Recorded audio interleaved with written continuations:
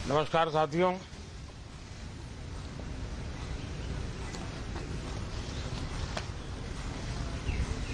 ठंड शायद विलंब से चल रही है और बहुत धीमी गति से ठंड आ रही है, लेकिन राजनीतिक गर्मी बड़ी तेजी से बढ़ रही है।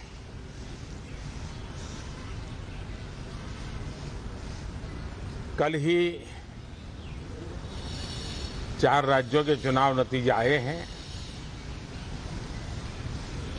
बहुत ही उत्साहवर्धक परिणाम है। ये उनके लिए उत्साहवर्धक है जो देश के सामान्य मानवी के कल्याण के लिए कमिटेड है, जो देश के उज्जवल भविष्य के लिए समर्पित है,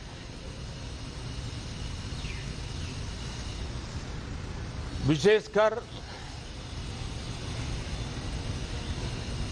सभी समाजों की, सभी समूहों की, शहर और गांव की महिलाएं, सभी समाज के, सभी समूह के, गांव और शहर के युवा, हर समुदाय के, समाज के किसान और मेरे देश के गरीब, ये 4 ऐसी महत्वपूर्ण जातियां हैं जिनका एम्पावरमेंट उनके भविष्य को सुनिश्चित करने वाली ठोस योजनाएं और लास्ट माइल डिलीवरी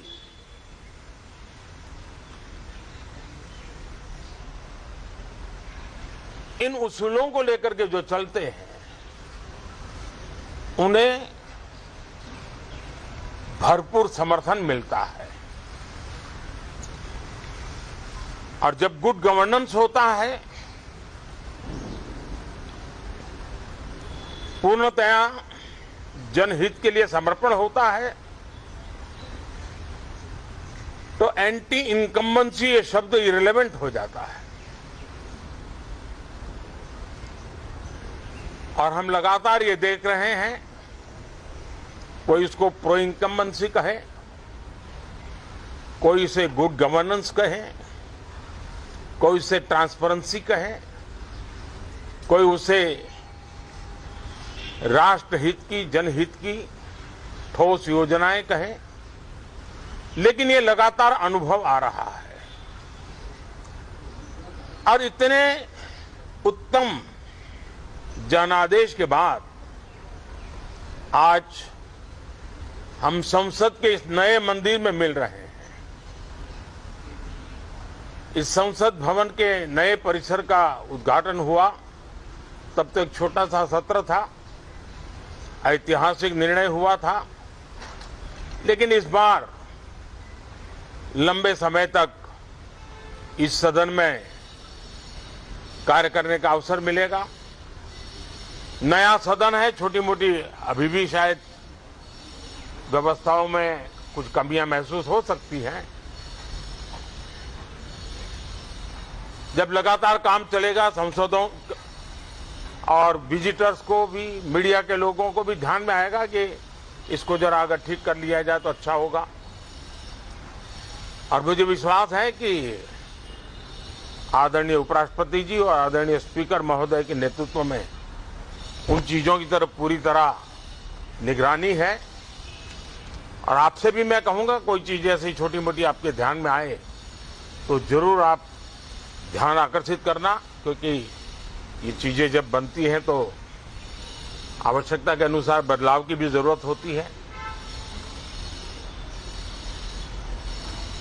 देश ने नकारात्मकता को नकारा है।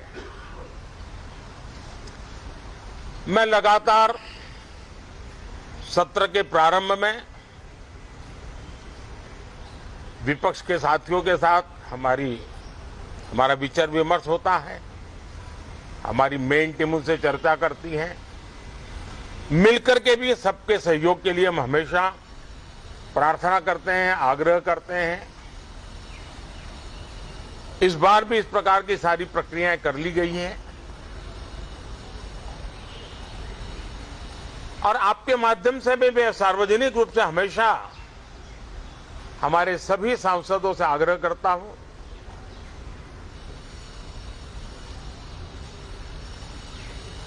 लोकतंत्र का ये मंदिर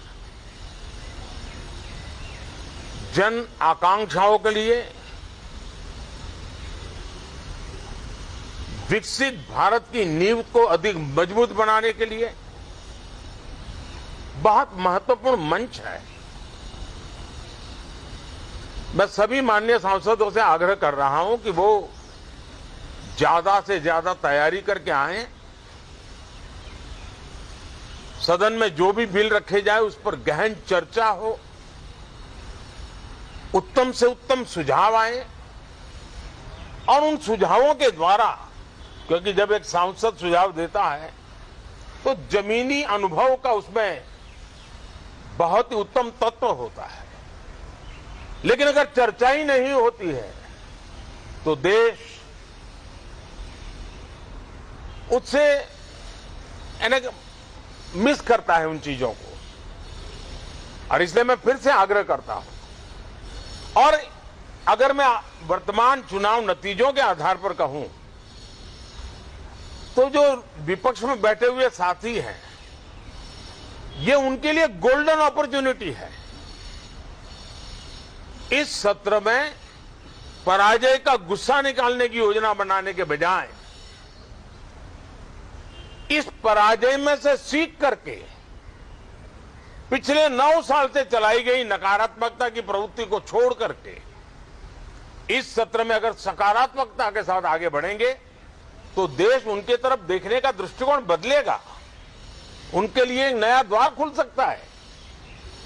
और वो विपक्ष में है तो भी उनको एक अच्छी एडवाइस दे रहा हूं कि आइए, सकारात्मक विचार लेकर के आइए। अगर हम 10 कदम चलते तो 12 कदम करके फैसला लेकर के आइए।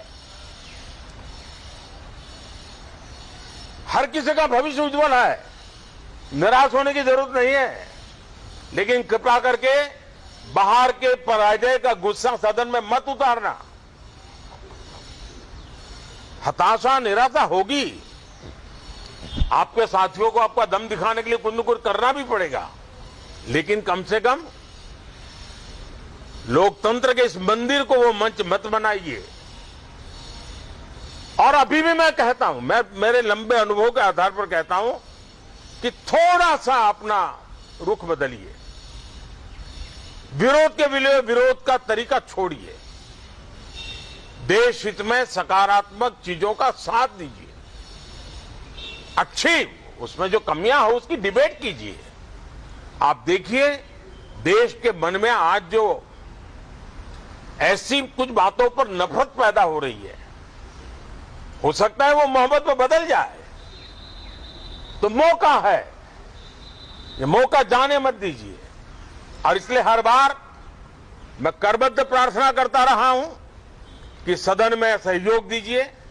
आज मैं राजनीतिक दृष्टिकोण से भी कहना चाहता हूं कि आपका भी भला इसमें है कि आप देश को सकारात्मकता का संदेश दें, आपकी छवि नफरत की और नकारात्मकता की बने, वो लोकतंत्र के लिए अच्छा नहीं है। लोकतंत्र में विपक्ष भी इतना ही महत्वपूर्ण है, उतना ही मूल्यवान है और उतना ही सामर्थ्यवान भी होना चाहिए। और लोकतंत्र की भलाई के लिए मैं फिर से एक बार अपनी ये भावना को प्रकट करता हूं। 2047 अब देश विकसित होने के लक्ष्य में लंबा इंतजार करना नहीं चाहता है। समाज के हर वर्ग में यह भाव पैदा हुआ है कि बस आगे बढ़ना है। इस भावना को हमारे सभी माननीय सांसद आदर करते हुए सदन को उस मजबूती से आगे बढ़ाएं, यही मेरी उनसे प्रार्थना है। आप सबको भी साथियों मेरी बहुत बहुत शुभकामनाएं हैं। बहुत बहुत धन्यवाद।